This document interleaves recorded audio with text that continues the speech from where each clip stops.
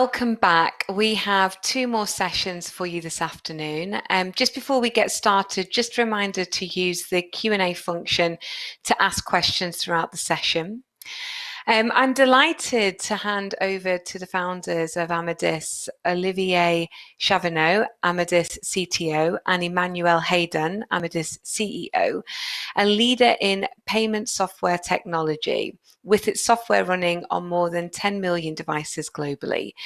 They are going to share an insight into how standardized payment APIs can support an open and interoperable world. And now I hand over to Amadis. Thank you, Sarah. So today we are going to speak about an unexpected subject. We are going to speak about a new interoperable interface that we are going to present and propose to the Nexo members. In the first part of our presentation, we will speak about the context in which we have done our projects and the objectives of the projects. We will speak about the status of the structuring of our industry in regards to this interface. Then we will speak about the OLA API more in details, what it does, what it allows, and what it standardizes. We will get into the benefits, and we will take an example to finish, a use case, which is one of our existing customer use case, to show what benefits this API brings to our industry.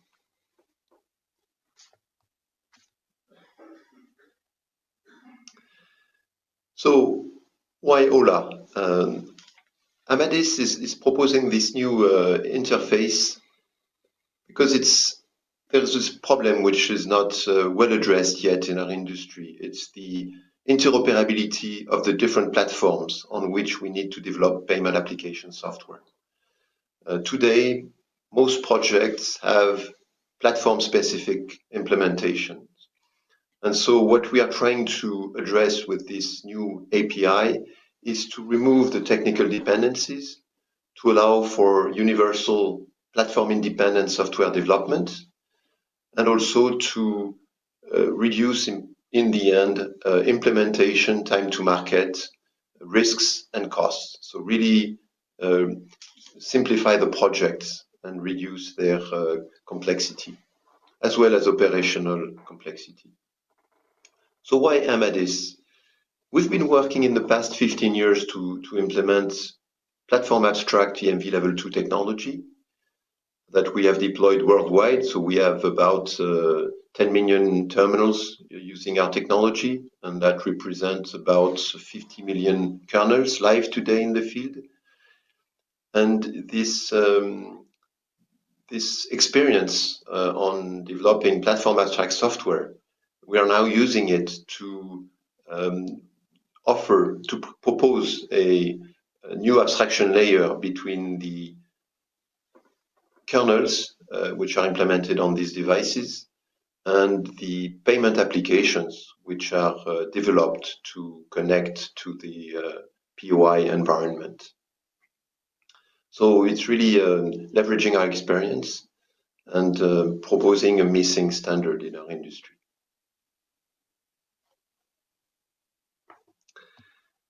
The state of the art of our domain, the acquiring domain and the acceptance part in particular, in 2000, so not long ago, was really a dark place in many ways, where project implementations were based on proprietary protocols and proprietary APIs.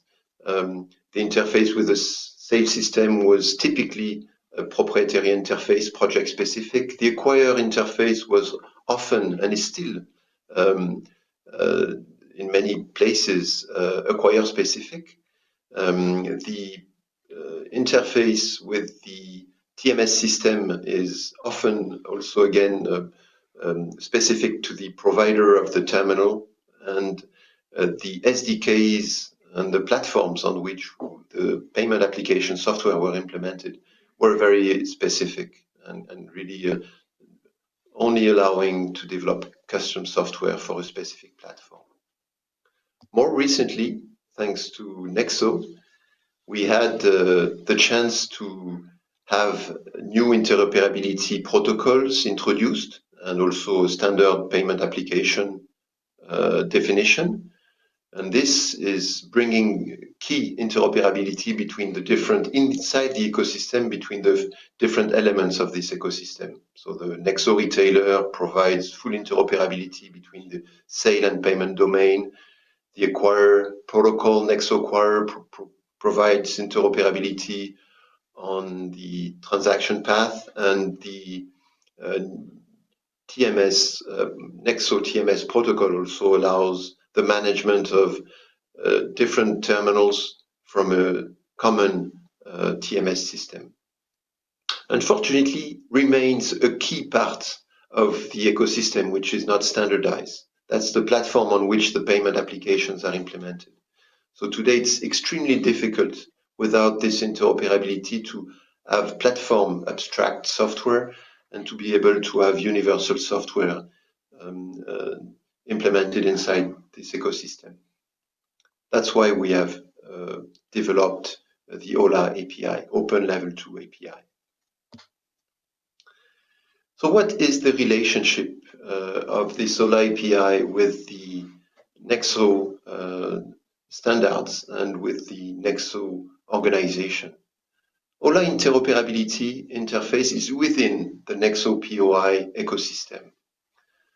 The OLA API is just below the NexoFast domain, the NexoFast application, and it's been inspired by NexoFast to be compatible in terms of EMV services. And finally, and this is very important, OLA is completely in line with Nexo mission to promote the interoperability of payment acceptance, to ensure the development and evolution and use of common standards, and to protect the interest of its member organization members, of Nexo organization members. So we believe it really makes sense to present and to propose to Nexo to maybe take over and help us push this standard interoperability API beyond the projects, beyond the use we do inside our own company.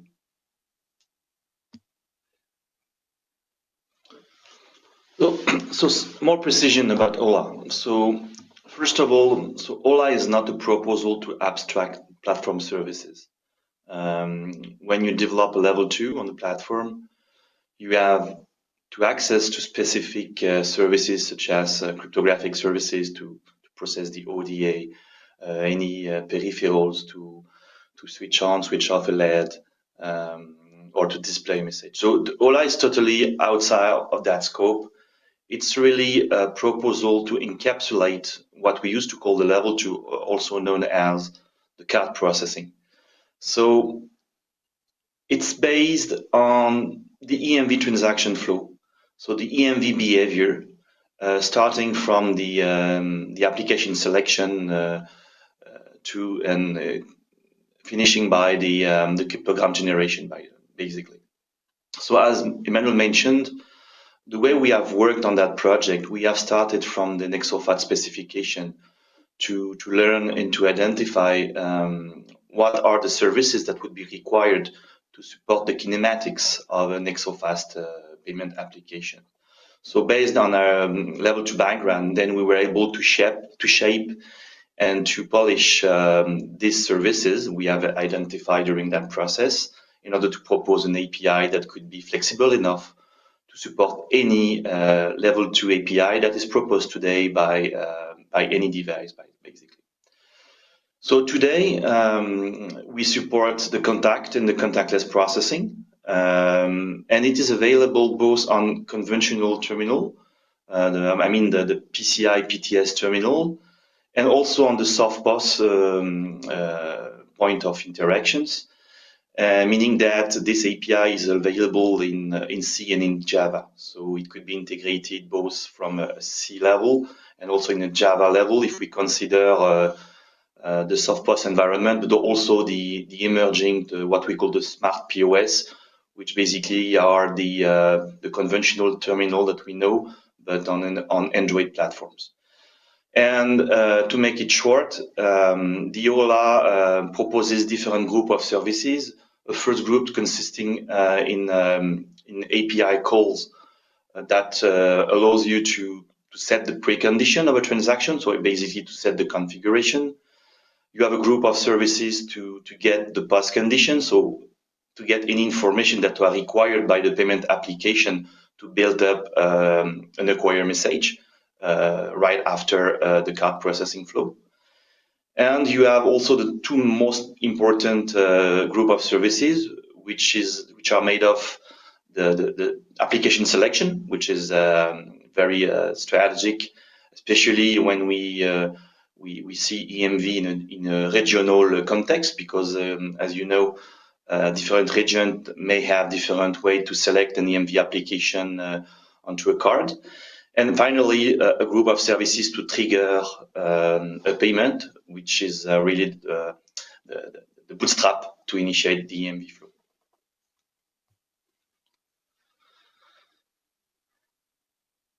So what we have learned across the time is that as a level 2 implementer, when we started 10 years ago, there's a kind of bias when you develop a level 2 solution that is meant to be integrated ultimately by a level 3 integrators. And this bias is driven by actually the original focus that any level 2 implementer would have is to target a level 2 certification process. So the way you structure your API and the way you deliver your package is mainly shaped by the constraint that you have at the beginning of your project. And this creates a gap when you learn that you have to do a level 3 solution, and then you learn that probably there are some missing APIs to make this integration very smooth. So really, we see OLA as a guide for level 2 implementers to really narrow the gap so they can target at the same time level 2 implementation and level 3 integration. So that's very important, I think, because today we feel that EMV code didn't really define the limit of the level 2 and the level 3. And the books are designed in a way that it's difficult for a software editor that would like to create value to the industry to build that piece of software so it could be integrated in any payment ecosystem. So that's probably one of the main advantage that would OLA procure. Then when you dig in a little bit more into the topic and you start to analyze the different level 2 APIs you have on the market, you see a huge complexity, a high diversity, which ultimately leads to impose to the level 3 integrators to develop a very good knowledge of what is a level 2 API, how does it work, how is it structured, ahead of their actual work that they have to produce to develop their level 3. So taking a step backward, when we look at what's available to produce a payment application, we're in the context of the Nexo standard, which is much thinner than we would expect. So it really clearly defines the interface between a card and a payment terminal or a card reader, but it's not at all usable to guarantee interoperability between level 2 and level 3, and also inside level 2 to guarantee interoperability, for example, between the entry points and the different kernels for the different payment networks. We have PCI, which is completely useless for interoperability because PCI doesn't define precisely how to do an implementation to comply with PCI requirements. And we have ISO, which is used by and referenced by Nexo and by EMVCo for its own standards, like 7816, 14443, and 20022 for message and data definition. But it's not enough to guarantee interoperability. The interoperability is really on the application level, and that's really the value of Nexo, what is done beyond ISO 20022 or with ISO 20022 to guarantee interoperable implementations. So Nexo is really focused on the full elements that we need to be sure that implementations from different parties can work together. And it's focused on the POI system, so it's really relevant. So we've worked to extend that to inside Nexo and to really add the missing link between level 3 and level 2 to add this interoperability layer. We don't believe that pushing this API inside EMVCo would be feasible, and inside ISO it would be complex too. So I'd like to take a few examples to illustrate what does it mean to abstract the complexity. First of all, we make no hypothesis on the physical architecture. So I know that it's a very trendy topic at this time, but definitely OLA could be leveraged to implement EMV on the cloud services, for example, in a way that the POI could be the client implementing the level 2, and you can have the level 3 sitting on the server, for example. So that opened that kind of possibilities. In terms of example, and to explain what does it mean to abstract the complexity, it's just a simple service such as set and get tags. It might seem to be a very trivial service, but in reality, when you have to deal with some API, it's not that easy to get a tag. You have to consider whether your transaction use the contact interface or did it use the contactless, and then you have to look up into the corresponding database. So all that stuff today has to be managed by the level 3 implementers. Having that OLA API, then it's just a matter of calling that service. So of course, what I probably forgot to mention is that when we talk about OLA, there are two parts. There is the interface, so the software contract between the level 2 and the level 3, alias Nexo Fast, but also the implementation, which is the realization of that interface.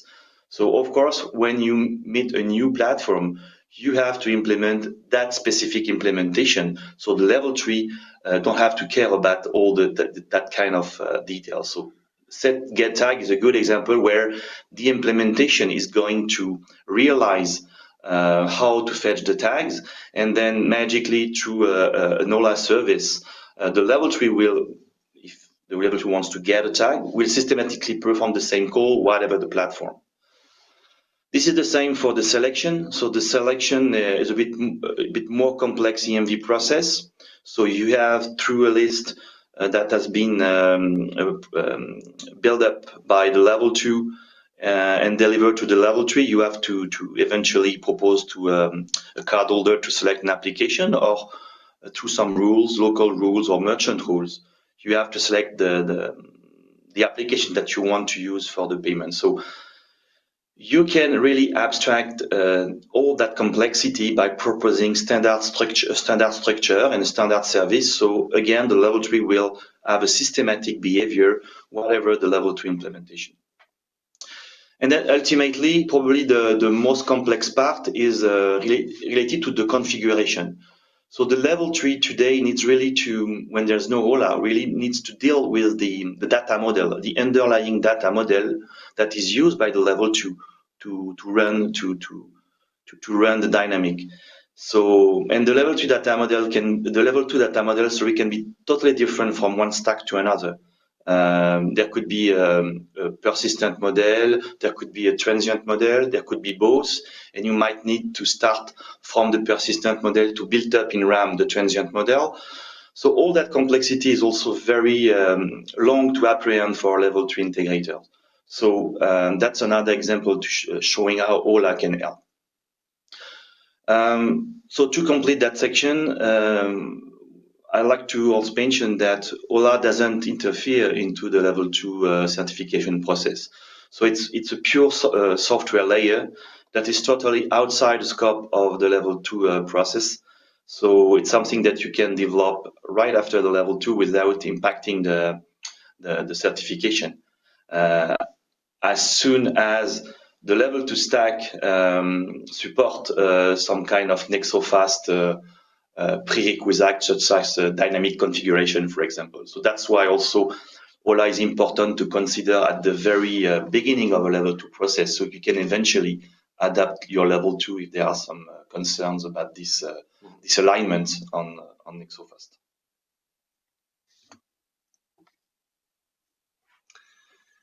So let's speak about the important subject, OLA adoption by Nexo Association.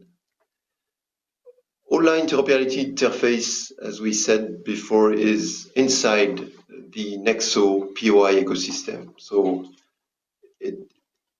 we would really bring the benefits efficiently of this new interoperability interface and standard by allowing Nexo Association to take over the work we have started, to assure a global recognition beyond what we can do in terms of promotions, to assure further interoperability by developing and improving test plan, test tools, documentation, etc., to allow for an accelerated adoption speed, which would benefit to all Nexo members, and to accelerate the development and extension of this OLA API beyond the MV Level 2 services, which are the key services on which we focused, to address standard security services, etc. All the other elements which are used by a Level 3 POI payment application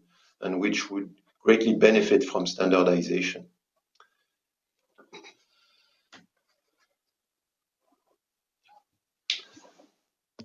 Yes, so the benefits to Nexo members.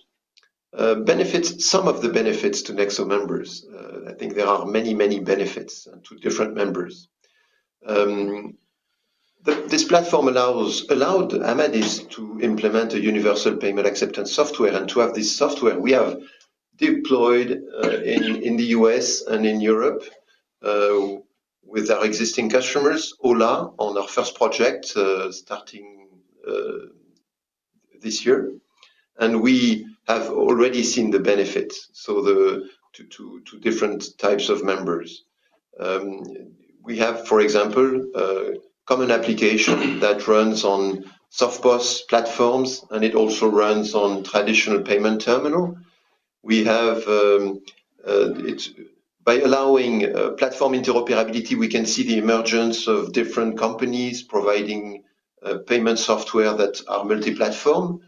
It's also a way to have more efficient investment in payment application software. Until now, payment application software were very specific to platforms, and so it was difficult to invest massively because the validity of these investments were as short or long as the platform availability was, and so it's not. It was difficult to build a strong strategy on that.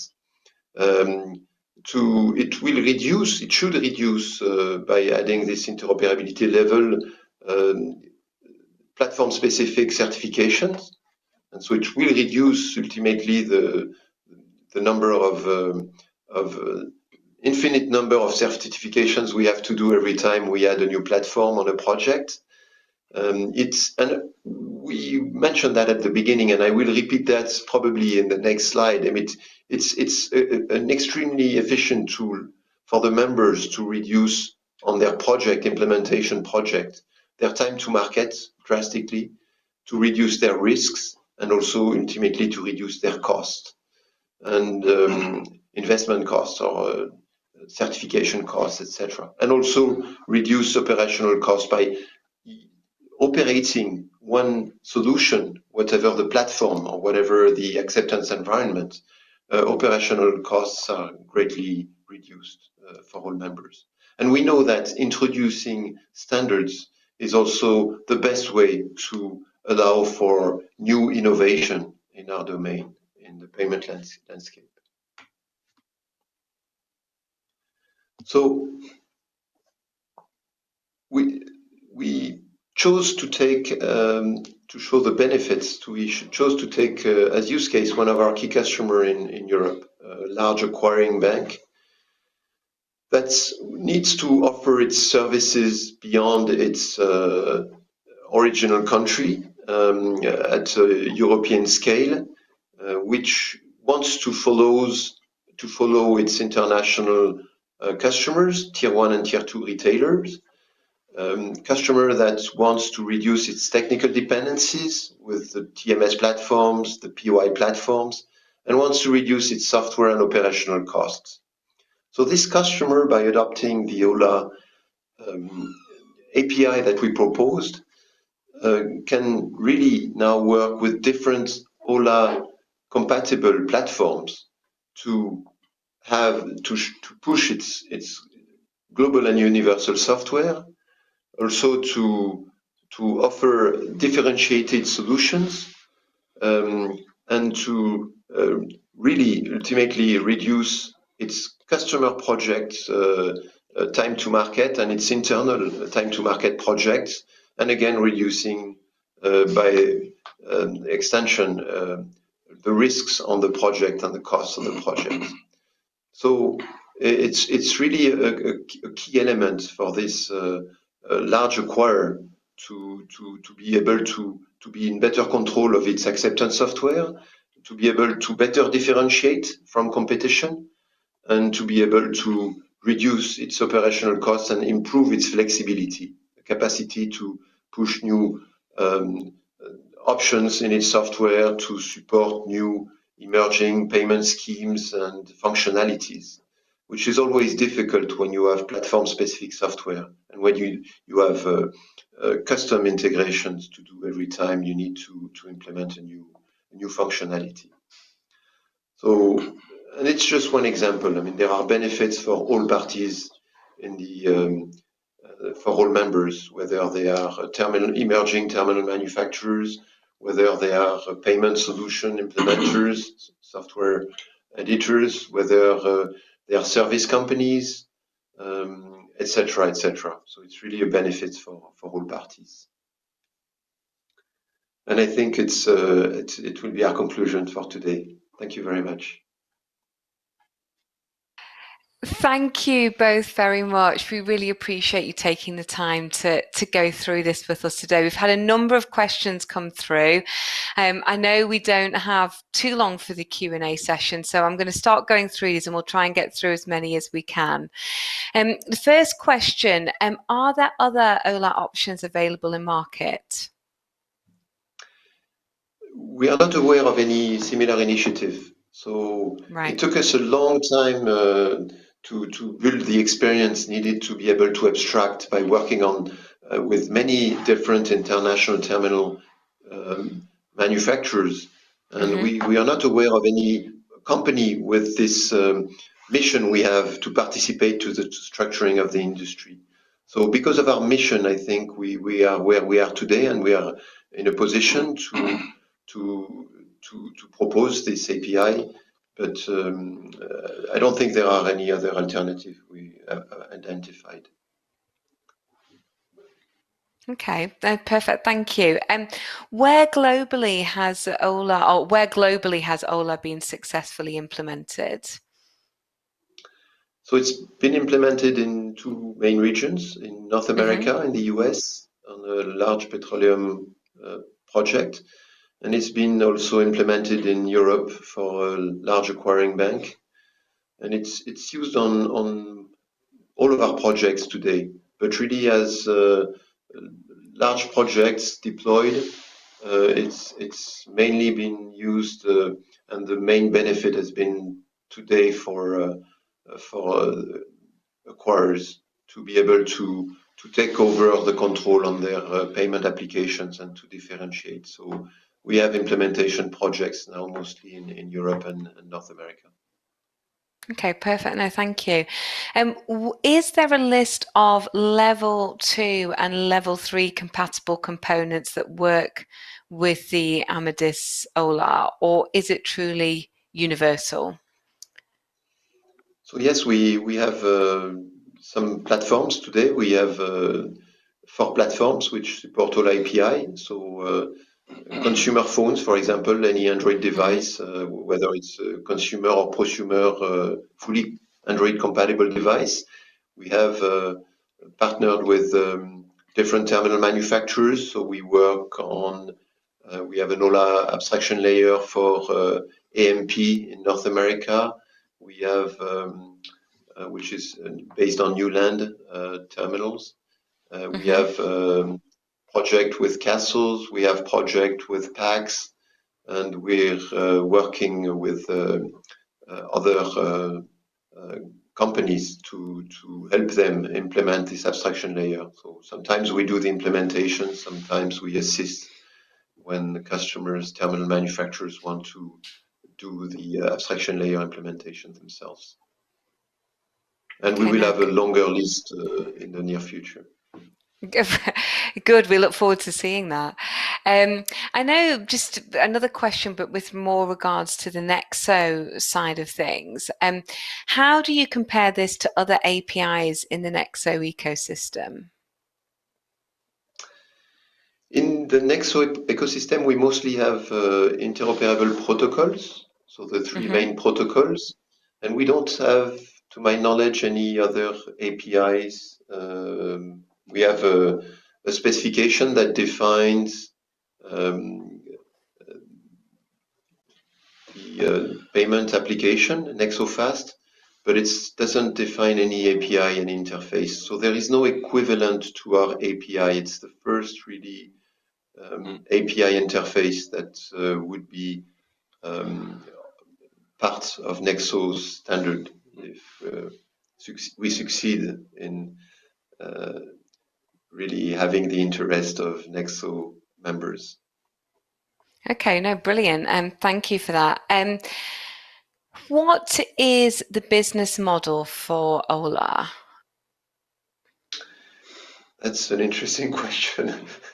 So today we propose OLA as part of our technology, and so it's the costs related to OLA are part of the licensing costs we have on our software, whether it's level 2 framework software, whether it's our level 3 software that implements the OLA API. Yeah, so it's really part of our licensing. We have not worked yet on a model for financing the work of OLA if it were to stay as a technology supported only by Amadis. Right. Okay. Next question. As I say, we got a fair few through on this. So does OLA need to be certified before it can be implemented into an architecture? No, Olivier. No, not at all. So that's what I was explaining. It's totally outside the scope of the level 2. Now, of course, it will be part of the transaction flow, the level 3 transaction flow. So it's part of the level 3 integration, the Nexo Fast integration. Yeah. But there is no, there is no OLA certification, and I think that's not the goal.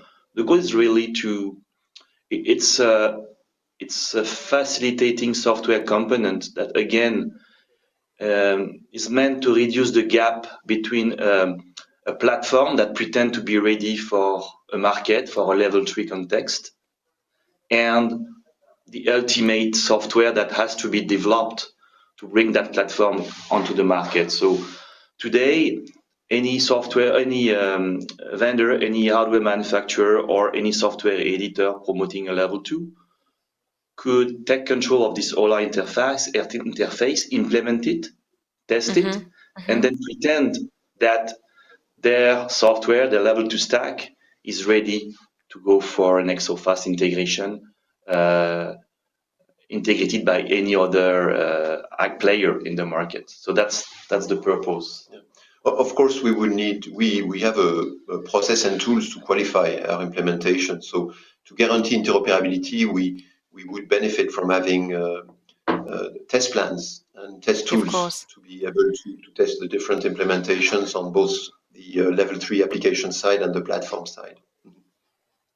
Okay, no. And from that, so how do you advise parties who have already created their own APIs? Or what do you advise parties who have already created their own APIs? How do we assist them? Yeah, so the question is, how do you advise parties that have already created their own APIs? So we don't really need to advise. We propose that as part of our technologies, provided pre-qualified, ready to use. And it's usually we on the first projects we were on both sides. So today we haven't yet identified any parties doing payment application software that can run on this old API. We're mostly working on finding partners on the platform side, so terminal manufacturers to adopt this as a and potentially level 2 also technology providers. But we haven't found anyone. We use it to create value on our payment application software and to allow our payment application software to be fully portable. Of course, we believe that in the future, and that would make sense, hopefully, there will be a competitive landscape where we will see different solutions leveraging this interoperability standard. If the question comes from a level 2 implementer, then we would recommend to get familiar with the API that we have. And then it might become obvious what has to be done at the level 2 to make the level 2 compliant with NexoFast, or this would lead to questions, and then we can nurture the discussion and then to see what's the concern and probably what the level 2 implementer has to address to make sure that an OLA layer can sit on top of his stack. Another question, and I know we're limited on time, but I'm keen to get through as many as we can. A technical question. Could OLA connect directly to Nexo Retailer Protocol? No, it's really lower in the software architecture. Right. That's not, okay. OLA is not meant. OLA is meant to create a coupling between a NexoFast software and any level 2 stack that has been developed by a vendor or by a software editor. Okay, so I actually had another question, which actually I think you've just answered there. So I'm just going to ask it just to make sure. Is OLA approach replacing NexoFast specification from your point of view? And from what you're just saying there, no, it's not. Yeah, not at all, no. In fact, this API can be used outside of the NexoFast context. So for markets which are not leveraging NexoFast in North America, there is no problem to do a custom payment application developed over OLA, and the same benefits are there. Of course, we took care to serve and to be coherent with the services that are needed by this specification, NexoFast specification. But any payment application, even non-NexoFast compliant, could use the OLA API. So it's completely independent. Okay, and just last question, just to finish out, guys. Where can you go to find more technical details on OLA? Is there somewhere people can go to get more information on this? Yes, you can have. We have all of our documentation, technical documentation, is online on our wiki. So we will find a way to share this link with Nexo Standards organization so that it can be. But on our website, you can find this information. All of our interface and APIs are documented on our wiki. Okay, there's certainly a lot of interest in the topic. I can certainly feed that back to you from the questions that we've received. So both, thank you very much for your time in joining us today, and going through that and answering quite a few questions very quickly, which is always appreciated to get as many answers out there as we can. So thank you very much. Thank you. Thank you. Bye-bye.